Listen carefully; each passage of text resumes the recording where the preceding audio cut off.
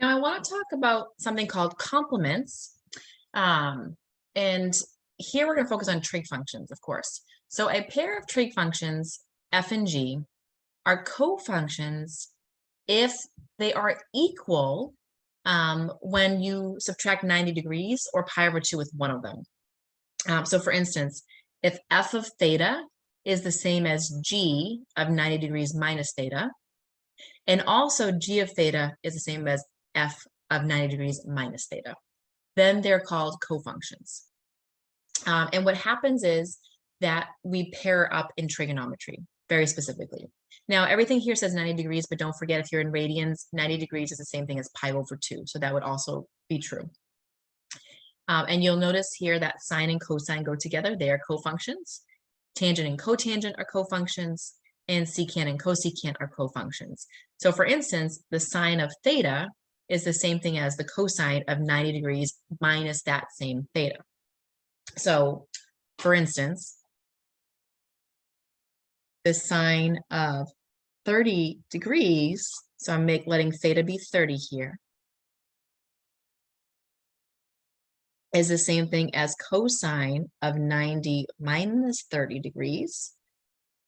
So the sine of 30 degrees should be the same thing as the cosine of 60 degrees. And if you look at our last example, you may have been noticing a lot of similarities between that 30, 60, 90 triangle and the values we were getting. So let's check sine of 30. So sine of 30 was 1/2, and cosine of 60 is also 1/2. So you can see right here, you have that cofunction relationship between the two. And obviously the tangent, cotangent one and secant, cosecant is also true, but out of all the ones you probably use the most, the sine and cosine is probably the most helpful because we tend to use that a lot. But you can see that here. So that's what this is saying. Okay, so it's really helpful because if you know one of them, you also know the other one. You don't have to do all this extra work, right? So if I was going back to my 30, 60, 90 triangle from the last video, I really only had to do half the work. And then I knew the other half because I could use my cofunction rule here, this complement rule here. So let's look at a couple of examples.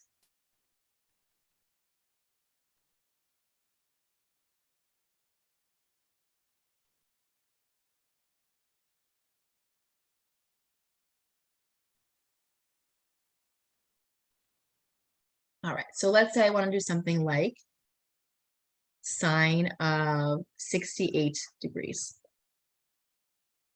Well, I could use cosine. So we're going to find a cofunction. So sine goes with cosine, right? So then we do cosine of 90 minus 68 degrees. And now 90 minus 68 is going to be 22 degrees. So what happens is sine of 68 degrees is the same thing as the cosine of 22 degrees. Now I don't know this value. This is not a common value here, but I can use my calculator and I could find that out. So let me bring that up for a second. So I have my app here, which looks like the TI-8384 series. You want to be careful. I'm in degrees here, so I'm going to check my mode. And I'm going to notice that my mode is in radians. So I'm going to make sure I switch it to degrees. Hit done.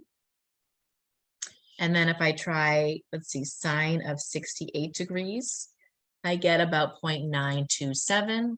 And if I try cosine of 22 degrees, hopefully I did my subtraction right, I get 0.927 as well. So you can see they have that same value.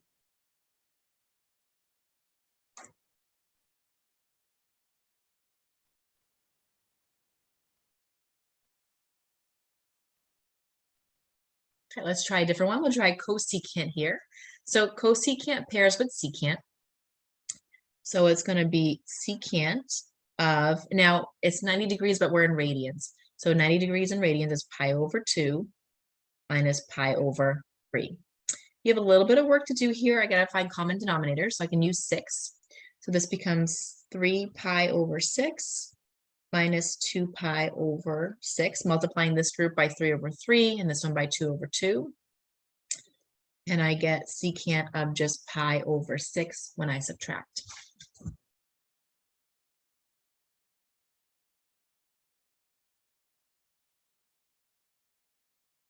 So cosecant of pi over 3 is the same thing as secant of pi over 6.